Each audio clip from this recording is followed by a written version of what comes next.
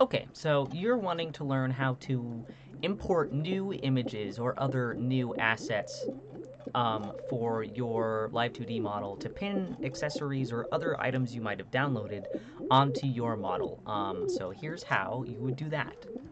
Oh, and let me grab one more set of files really quick. Okay, I grabbed those other files. So on this section, you can go ahead and ignore the zip file and ignore this other colored folder that's just to keep this area, this window, pretty clean and easy to see. So if you followed the previous tutorial, you've drawn a bow and maybe a hair tuft. You don't want to import these clip studio files. Live2D won't understand them. You want to import PNGs, which we exported, or you want to import maybe a rigged object that you yourself have drawn and rigged, or that you've bought on Etsy that is rigged and animated. Like my 3D Halo is similar to the hamster, but it's just an accessory rather than a full model. These come with a lot of stuff in their folders. Here's like a chibi wing. You could import just the PNG of this wing, but I also have a rigged version that kind of gives it a little wiggle and sway. So let me show you how you need to, what you need to do to be able to get Vtube Studio to know where these files are. And to do that, you need to know where your Vtube Studio installed, which you can find in the first and second video of this tutorial, but I'll go ahead and show you here. Let me open Steam really quick. And then when I go search Vtube Studio in my library, I'll right click, go to Manage, Browse Local Files, and this is, it's telling me it's on my external hard drive, and it's in Steam Library, Steam Apps, Common, Vtube Studio, and it'll take you to this folder. But we need to put our items, just like our model, in a specific folder. So we need to go to Vtube Studio Data, Streaming Assets, and instead of putting it in Live 2D Models, you need to put it in Items. So we are going to take our bow, the PNG, not the layered clip or Photoshop document, the hair tuft as the PNG. We're going to drag it in the folder that says Items, and we're going to let it copy over. Okay, yeah, the bow is here. And Vtube Studio comes with all of these. And we have the hair tuft I just added. And now I'm also going to add, you can see some of these are rigged items. And they have folders. So I'm going to go ahead and just move these two. And again, these are items that you would probably buy on Etsy or download from other artists and riggers. These are ones that I made that I'm going to upload to my Etsy shop. And go ahead and, after you've unzipped them, put them in the items folder as well. So that way you can do a simple item, or you can do an item that's like more animated. And now we're going to open the Vtube Studio. Let me just close this one real quick. Let me reopen it. Whoops. Okay.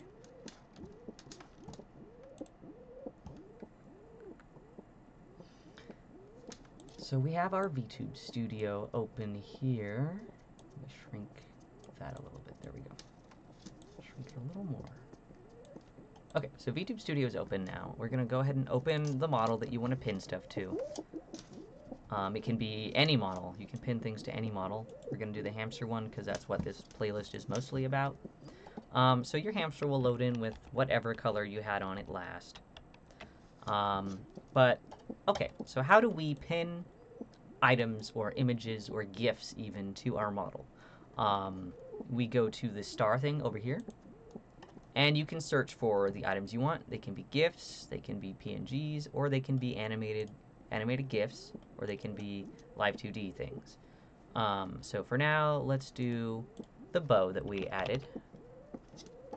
So I'm just going to click on this bow, hit select, and then you get to pick the draw order. For example, this is like the layering of the item. So if I put it, I can't put it here because this is my model on 0. If I make it -1, the bow will be behind it. So maybe if I wanted it to be like a cute bow that's on the back of the model.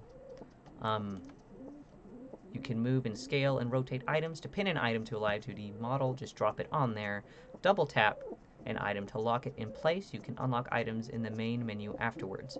Or you can drag items to the lower right to delete them. A trash can will appear. So if you want to delete this, just drag it down there. Right now, it's not like attached to my model. And oh, wait, yeah, it is.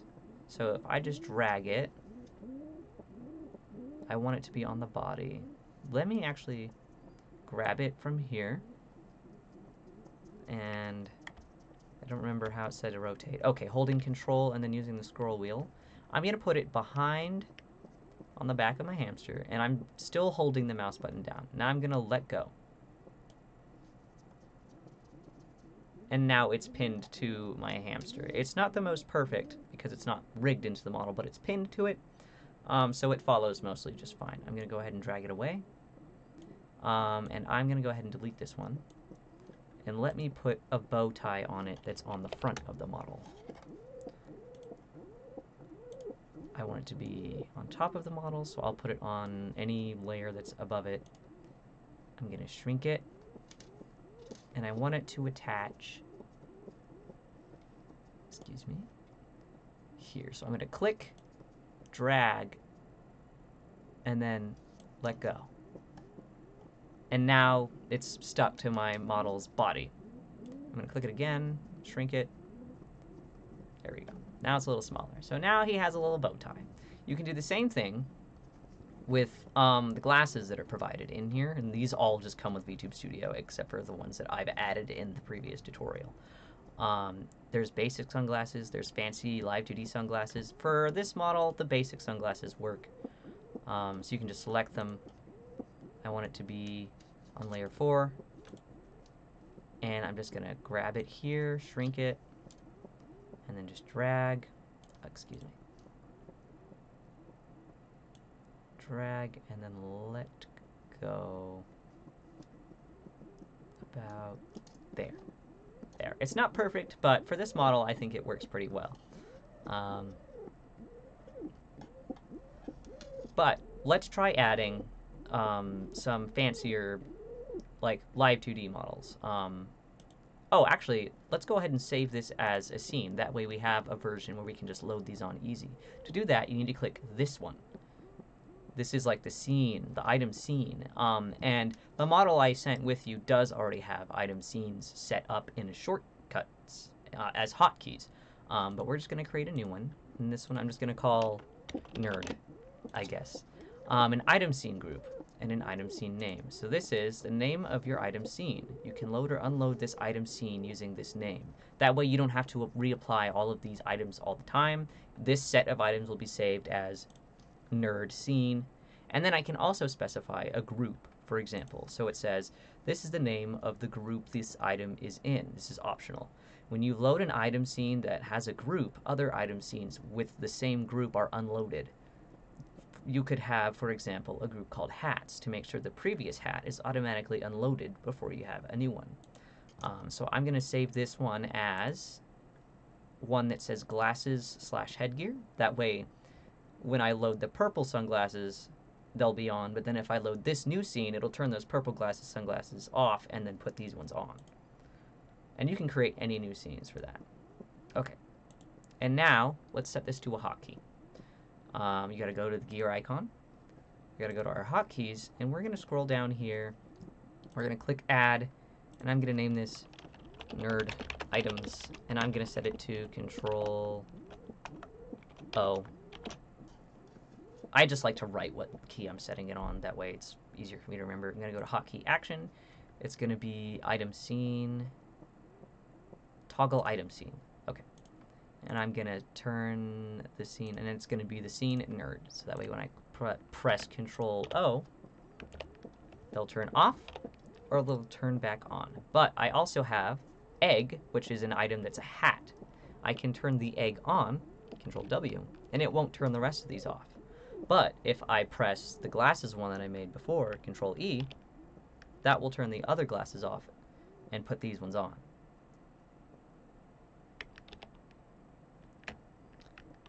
So that's the basics on that. Oh, and then there's that one that's already set up in the model, so chat can give you head pats.